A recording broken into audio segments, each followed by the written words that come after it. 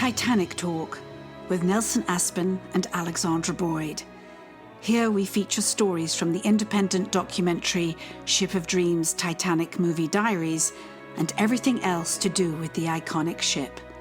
From James Cameron's epic groundbreaking movie to the history and legacy of Titanic herself. Join us and our special guests as we continue the 25th anniversary celebrations of Titanic.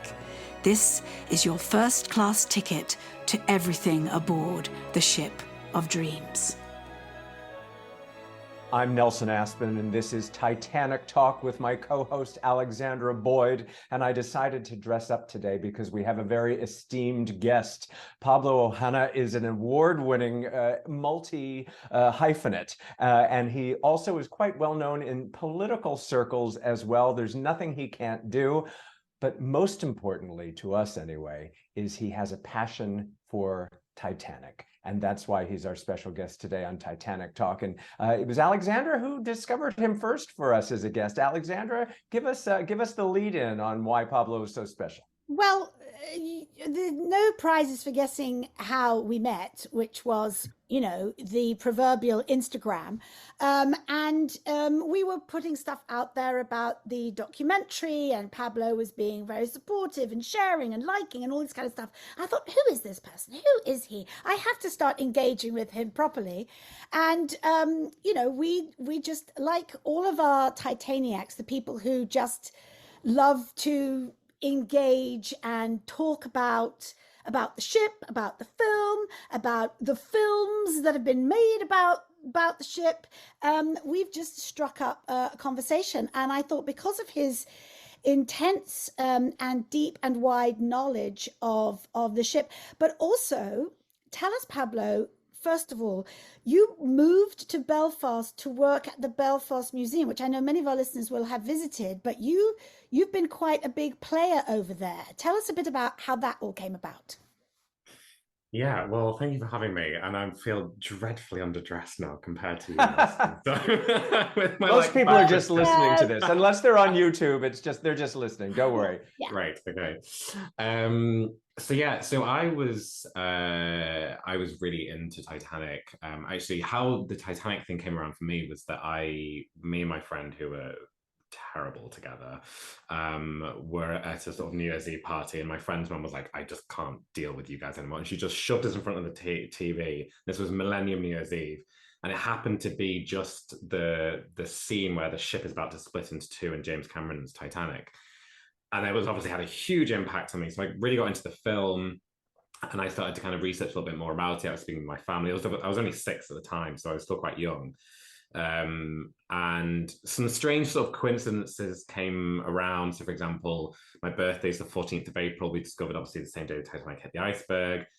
Then my brother at dinner one time was like, I've just calculated that your 18th birthday will be 100 years to the day that Titanic. Yeah, it's like all these kind of like strange things started to happen. And so I got a lot into kind of history of the ship and all this sort of stuff. And obviously 2012 was the centenary, and I went to Titanic Belfast as a visitor. I was just really excited to go and see it.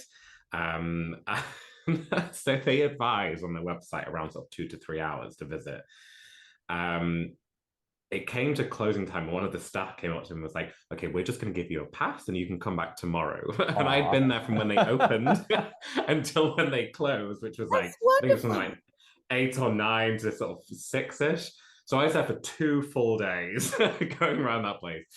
So when I saw them hiring, I thought, you know what, like I've just got to give this a go. So I did. I applied. I got the job, and I moved over there. And it must have been was quite actually one of the competition, Pablo. I mean, when I think of somebody whose dream job, a Titaniac's dream job, would be to be walking around those rooms every day as a job. must have been Yeah. pretty. There must have been a lot of competition. I mean, were you aware of Well, that? not just with Titanic people, but actually in Northern Ireland in particular. So Titanic Belfast opening was a huge deal in Northern Ireland because actually until Titanic Belfast opened, they didn't really talk about Titanic in Northern Ireland. It was quite a kind of sort of a taboo subject. And in fact, when Titanic Belfast was being sort of proposed and designed and sort of put together, there was a lot of kind of hesitancy from people in Belfast, and a lot of people were not sure it's going to work.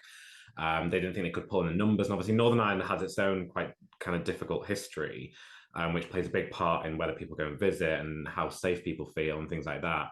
And so they didn't really have anything about Titanic. They sort of pretended it didn't really happen, which is extraordinary when you think that the brand of Titanic is one of the most sort of financially successful brands in the world. In so many ways, it saved Belfast in so many ways now. Yeah. And the museum. But prior to that, there must be families and descendants of riveters and boat builders. Well, I think they can't. I think that played a big part in Titanic Belfast, kind of the sort of hesitancy around Titanic in Belfast, because pretty much everybody in Belfast knew someone who'd worked on it or sailed on it or whatever. And at the time, Harland & Wolff, which obviously built Titanic, was the biggest employment. They employed tens of thousands of people. I think in its peak, it was nearly 20,000. So you're talking about basically the entirety of Belfast. If you lived in Belfast, you worked for Harland & Wolff. And so it was always a bit of a kind of tricky area to kind of navigate in Belfast, because there was always someone who had a connection to it, and so they either felt it was too soon, or that it wouldn't be done properly, or that there was certainly, when I worked, I talked with Alexandra about this today, there was certainly apprehension about embracing the film, James Cameron's film in particular.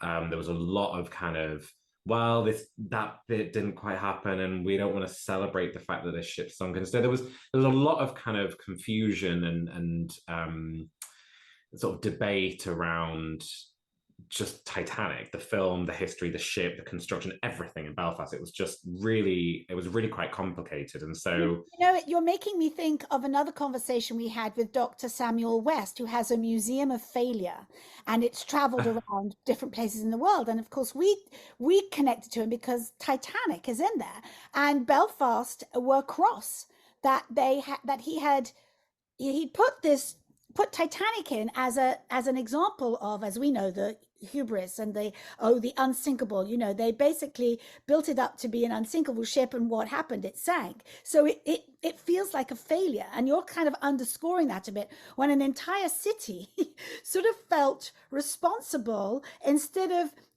doing what the museum, I'm sure, has begun to do. Denial is a river in Belfast. Is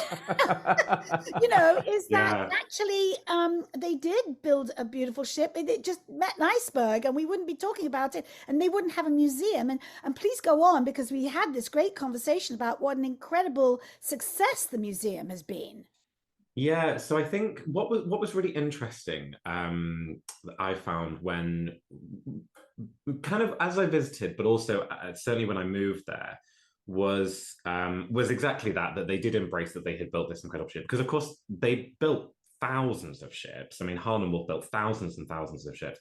And of course, as most people know, Titanic was one of 3 sister ships. The other 2, which went on to have really long and successful lives, and went on to be lots of different things, like hospital ships and all the rest of it. So as you say, like Titanic was really unfortunate, and obviously that is why it became the huge and kind of everlasting story that we still talk about today. But it was interesting, because working at Titanic Belfast it also came at a really interesting time in Northern Ireland's history. And I've talked about this a lot recently, because Northern Ireland just celebrated 25 years of the Good Friday Agreement, which for those sort of listeners who don't know, was a really, really historic and important sort of landmark in Northern Ireland's history, which essentially secured peace in Northern Ireland, sort of had an end to a lot of pretty unpleasant violence.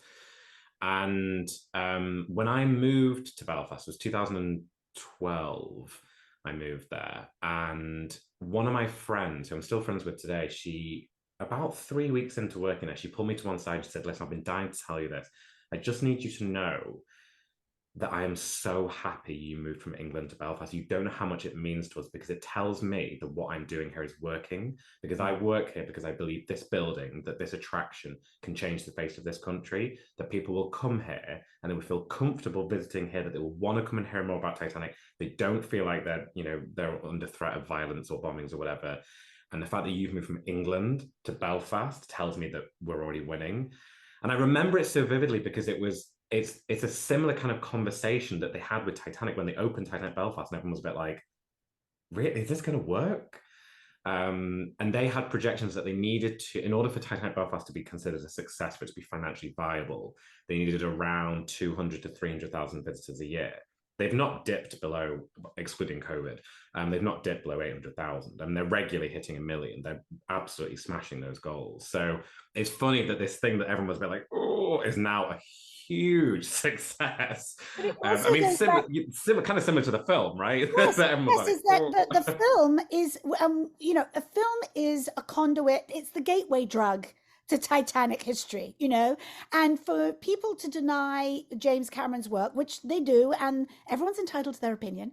And of course, I'm biased because, I'm part of this, tiny part of this huge movie.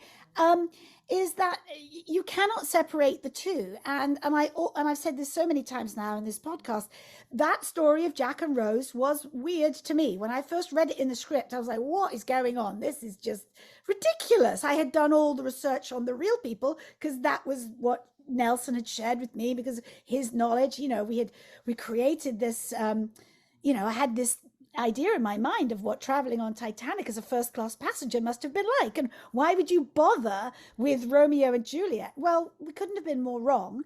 And even that lovely waitress in my film at the beginning, she says, I watched it and I watched it and I watched it, and then I realized, oh my gosh, this was a true story. There were real people. Those people were real, and it actually expanded her experience of the film and of course Titanic. And we hear this over and over and over again, and I think I don't blame the people of Belfast for thinking, oh, it's going to be this white elephant sat on the quay, and we'll be like, good job we didn't invest in that, when actually it's you've said it yourself. People have come to see bits of the film. Oh yes, they'll see artifacts. Oh yes, they'll learn the history. But they're like, is there just even a teensy wincy piece of costume or a little bit about Kate Winslet? I mean, talk a bit about that. How you? Well, yeah, and I need to know, Pablo, what your position was there. What was your job there? How did it evolve? And for folks, I mean, a lot of our listeners obviously would have either visited the museum or aspire to visit the museum. So I'm curious, in addition to finding out what your role there was, what do you think are the best things on offer there, and also maybe what could they work on? Sort of pull back the curtain and say, what do you think as an expert needs to be tweaked? They are really good questions, actually, because I talk about this so much with my friends. I just went back recently, so I go back to Belfast every year for my birthday, which April 14th. With Titanic. It's a little bit of an odd time as you go back to Belfast and you're like, yay, it's my birthday, but also awkward because they're like holding like ceremonies to like mark 1,500 people dying. So yeah, I know, awkward. So Titanic Belfast, lots of people have been there, I'm sure, but has the claim of the world's largest Titanic visitor experience. I know that there's two in America that also claim that, but if I'm led to believe by facts, it is apparently the one in Belfast that is the largest. But also, actually, more significantly, is the most authentic. It's built literally where Titanic was built. So you can stand in the center of Titanic Belfast and you can look out to where she was built. You can look to your right and see where she was designed. You can look forwards to see where she was launched, and then goes off to the dry dock. And so it definitely, you have a much richer and fuller experience in Titanic Belfast for sure. But it's interesting because we're just talking there about the kind of tricky kind of history that Belfast had with Titanic and shipbuilding, and that so the way that Titanic Belfast is structured is you actually go through quite a bit of history around Belfast, its kind of history with shipbuilding, and kind of what made that city and that country so uniquely placed to build these ships. And So you go through a lot. You go through essentially 10 galleries across 4 floors. And you go all the way from the kind of the very beginning of Belfast and its kind of industries back then, which would have been kind of linen and tobacco and shipbuilding, things like that, all the way through to kind of the design of even the gantry. So a lot of people go straight through to kind of design or construction of Titanic, but before they built Titanic, they had to build something to build Titanic because they'd never built anything so big. So, and you can still go out to where the gantry would have been, and they have remains of that structure. So you go through that whole kind of experience of, you know, before we even think about building a ship, we need to build something in order to facilitate that. So you go through all of that history. You get to see all the kind of the original plans that were there, which are really amazing. You go through all the design and the construction of Titanic, of course, the launch and the maiden voyage and all sort of stuff. And so you get a complete kind of story of Titanic, which I think, from my experience, is quite unusual. Actually, most of the places kind of go straight into the design, or even just straight into the kind of the maiden voyage, and you miss a lot of actually how Titanic came about, because it did, you know, there was quite a lot that had to come together in order for that ship to be built. And of course, it goes through all of the sinking and the kind of legacy that it has.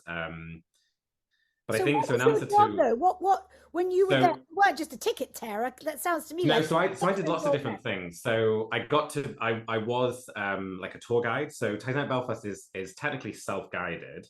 So you work your way around it kind of in your own time, and as I said, you can spend 2 days there.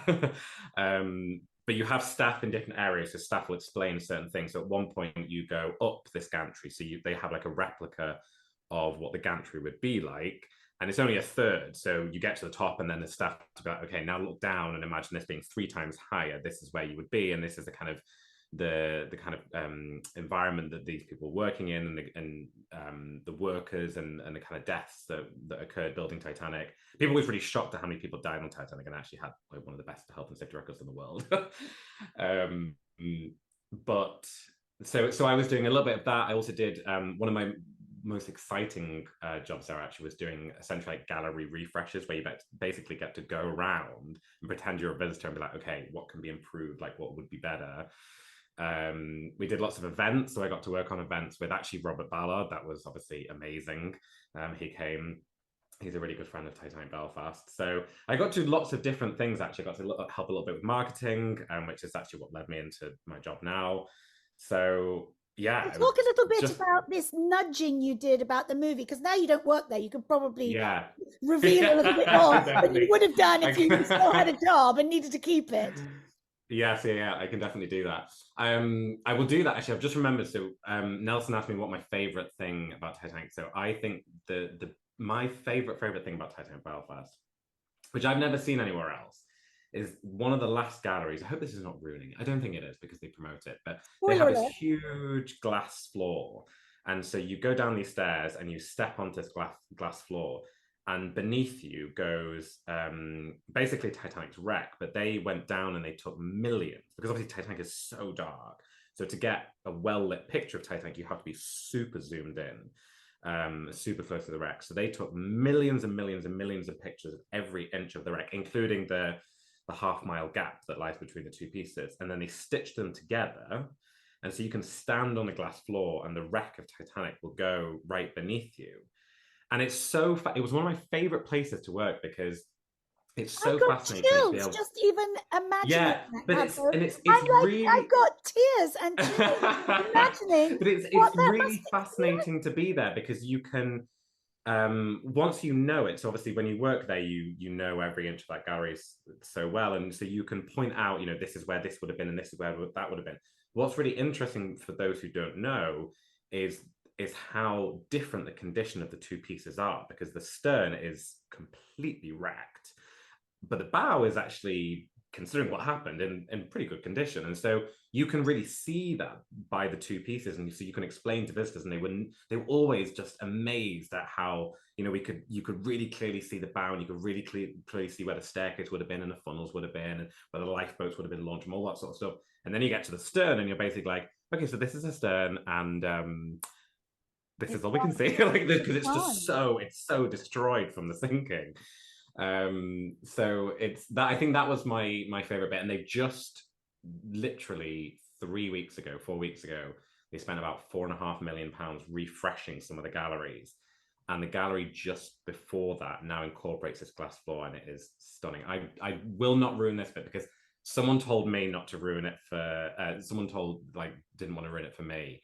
And it is true. If you go there, they have this new gallery where you get this basically like 360 audio visual experience. And it's, if you're a Titanic fan, it's actually it's quite something actually. Wow. But I won't ruin it.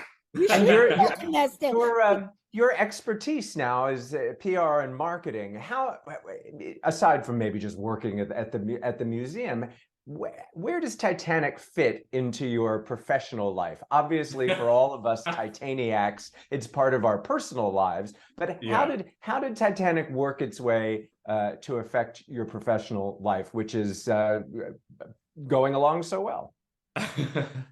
I'm just taking it day by day. Yeah, I think the thing that has always fascinated me about Titanic, and Alexandra touched on it a second ago, which was kind of the nudging that I was trying to do at Titanic Belfast about the film. The thing that's always fascinated me about Titanic is its legacy. So there's just, Titanic is just endless, right? So you could really get into the passengers, you could get into the construction, you could get into the sinking, whatever it is. For me, what I have found just endlessly fascinating is that it never goes away, ever. I mean, even now in the UK, there's like 3 touring exhibitions in addition to the one in Belfast, Liverpool, Southampton. You've got ones in Cove and Cove Queenstown and Cherbourg. Like, they're everywhere. And it's the impact that Titanic has had in cinema, not just James Cameron's film, which is obviously massive, but there were also lots of other really big films. You obviously have the 1953 version, and the impact that Titanic had on kind of media, and then the impact that James Cameron's film had on Titanic was this kind of like weird like thing where they just sort of fed each other to the point where they just like, they're so huge now that you almost can't imagine a world without either of them.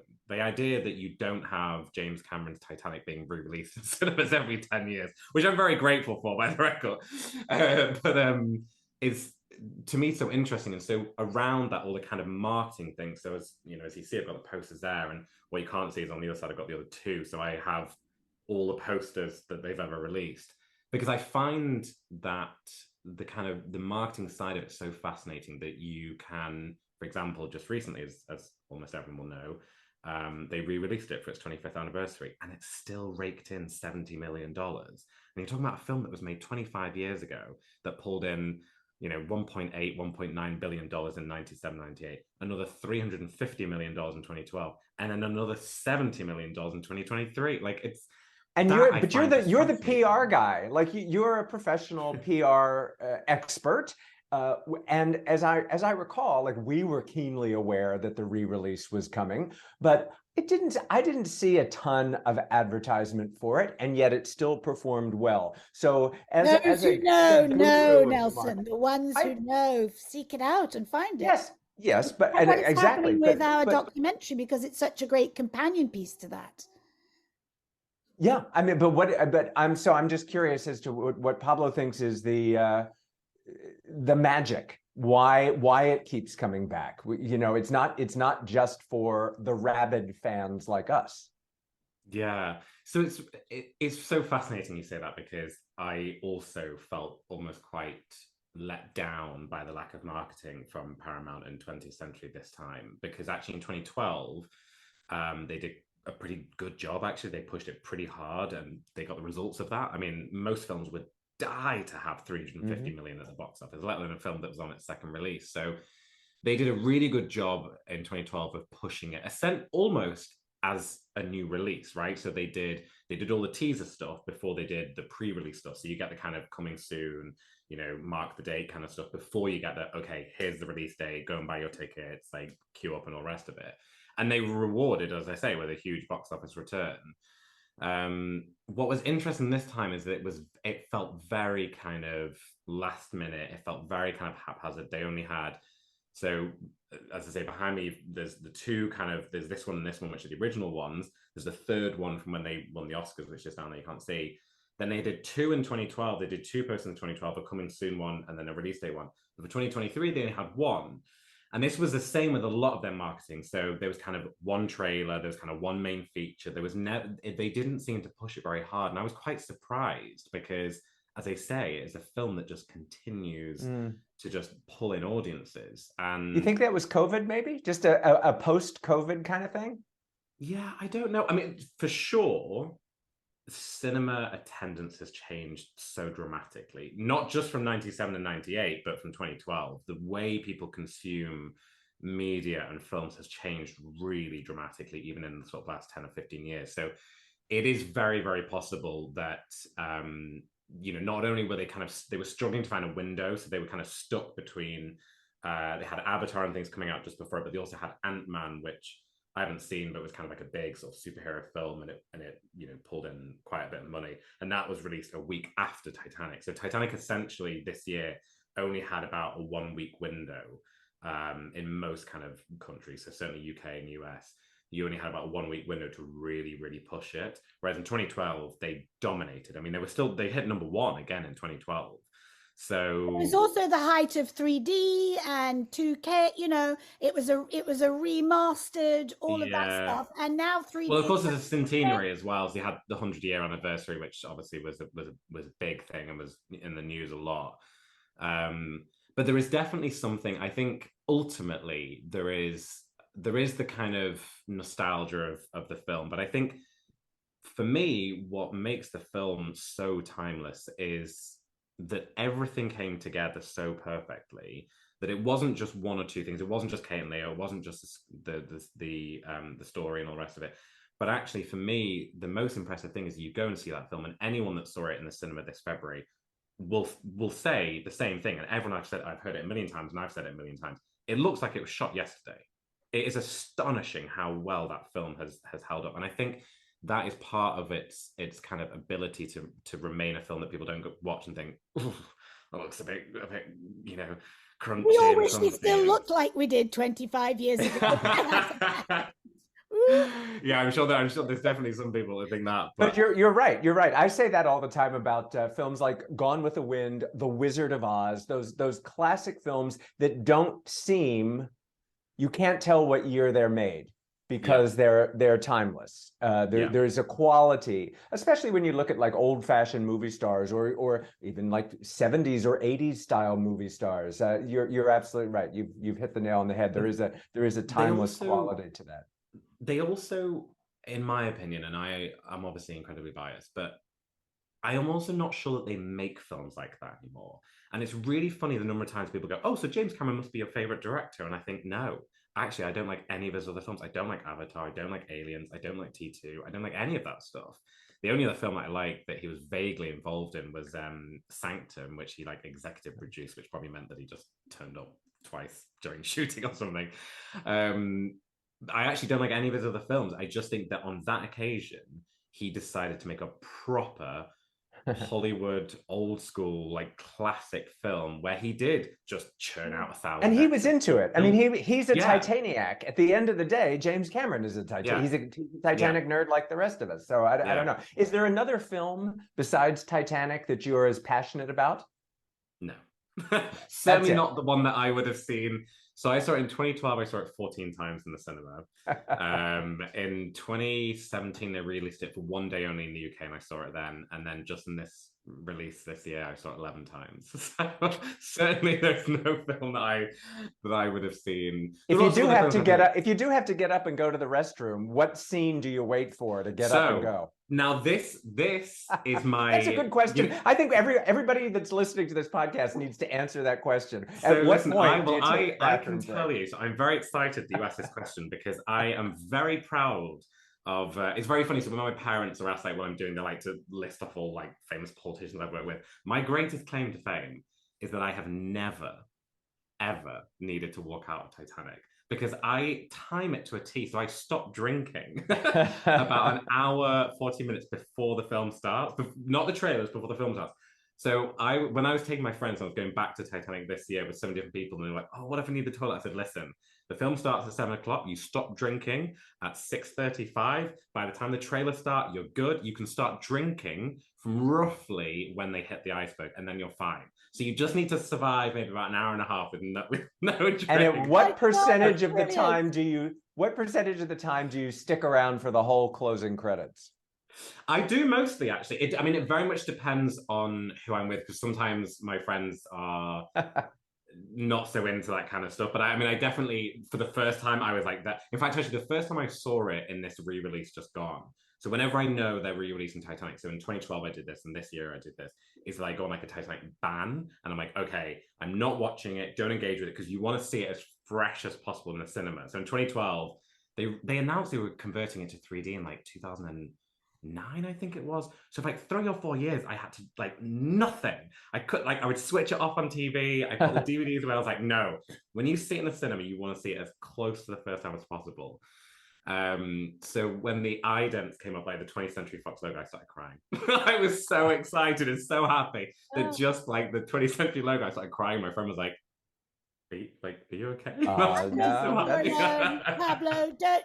One of the things that one of the early screenings of my documentary was a Titanic fan who finished the documentary in floods of tears, sobbing, and her husband was like, "What's the matter?" She said, "I'm not alone.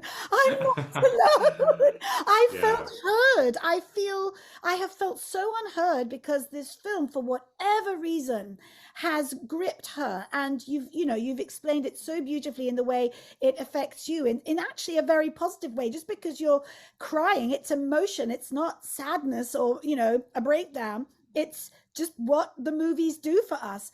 And that was one of the greatest compliments to me, is that I just wanted to highlight people whose creativity has been ignited by this story and by this particular film. But the ripple effect is that she felt LA Beatles. She has the Unsinkable podcast. She said she felt heard, and wow. I think still love to hear these stories. It is really interesting, that idea, actually, because I remember I went through a phase when I was at college, and I was doing my A levels, and I did film studies A level, and I remember my teacher saying, choose whatever film you want, and we're going to analyze this, that, the other. And I refused to choose Titanic, because I went through a very minor phase where I was like, okay, I've got to get over this. Like, it's not as great as I think it is. And so he was like, just choose Titanic. Like, you love Titanic. I was like, no. And I refused to choose. You were in the Titanic closet. Yeah, well, but what was weird is that I had loved it prior to that, but people, like, there was definitely in '98, certainly, that happened. There was kind of like backlash. It was just too big, too successful. And I think I went through my own kind of mini version of, okay, I've got to get over this. But it was very funny that during lockdown, so this is going to sound like a really depressing story, but there is a point to this.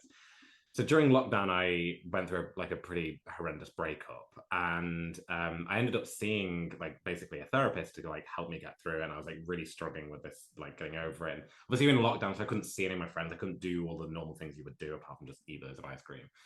And it was really funny that one day my therapist turned to me and he was like, "Okay, what's your favorite film?" And I was like, "You know what my favorite film is, Daniel." And I was like, "And by the way, don't you dare ruin this for me, because this is a big deal."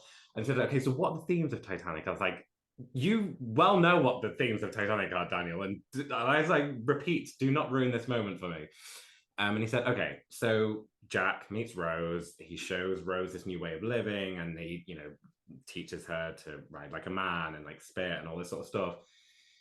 And obviously what happens at the end of the film, you see that they can't be together. Jack dies, and so Rose kind of has to survive on her own." And he says, but at the very end of the film, right, you see those photographs, and you see that Rose went on to live her life the way that Jack wanted her to, and that they would have done those things together, but they couldn't, so she did it on her own. And he turned to me and was like, "Do you think you could see your relationship like that, in that this person showed you this whole new way of living? He opened your eyes to all these things that you had never seen before, these things you never felt before, and you now can't live that life anymore. You can't do those things with him, but can you take what he showed you and learned and apply that to yourself and take it and do it?" And honestly, my mind was blown. That's a good therapist. My whole world That's a shifted. good I was therapist. Wait, what? I honestly, now I recommend him to absolutely everyone. Anytime someone has a minor issue, I'm like, okay, here's Daniel's number. Pablo, you are a delight. I think we have figured out what to do. I think a Ship of Dreams documentary screening for your birthday in Belfast next April 14th is in order. What do you say? Absolutely. Make it happen. Let's do it. Thank you so much. Thank you. That was great. No problem, guys. Thank you for having me. If you've enjoyed this podcast, please leave a review. And if you'd like to hear more podcasts like this, hit the subscribe button. For information on where you can see Ship of Dreams, Titanic Movie Diaries, go to shipofdreamsfilm.com. Titanic Talk is a production of Ship of Dreams Film Limited. At Titanic Talk, Nelson and I are looking for the ultimate superfans. Do you have a passion for James Cameron's Titanic or any of the other screen adaptations? Are you an amateur historian with a vast knowledge of the ship herself? We would love to invite you on our podcast. Come and talk Titanic with us and all things aboard the Ship of Dreams. To reach out, email info@shipofdreamsfilm.com. We look forward to hearing from you.